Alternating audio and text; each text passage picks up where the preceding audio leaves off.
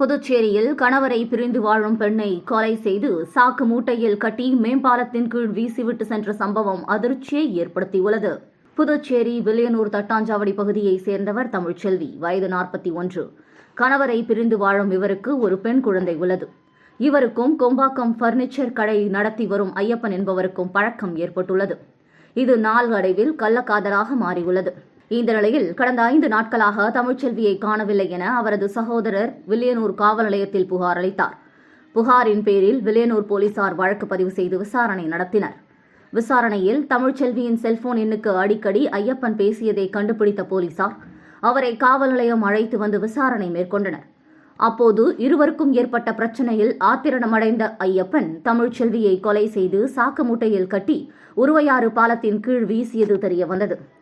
இதனையடுத்து போலீசார் சம்பவ இடத்திற்கு விரைந்து சென்று சாக்கு மூட்டையில் இருந்த தமிழ்ச்செல்வியின் உடலை கைப்பற்றி பிரேத பரிசோதனைக்காக அரசு மருத்துவமனைக்கு அனுப்பி வைத்தனர்.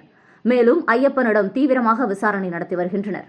புதுச்சேரியில் கடந்த 5 நாட்களாக தேடப்பட்டு வந்த பெண் சாக்கு மூட்டையில் சடலமாக மீட்கப்பட்ட சம்பவம் புதுச்சேரியில் அதிர்ச்சியை ஏற்படுத்தியுள்ளது.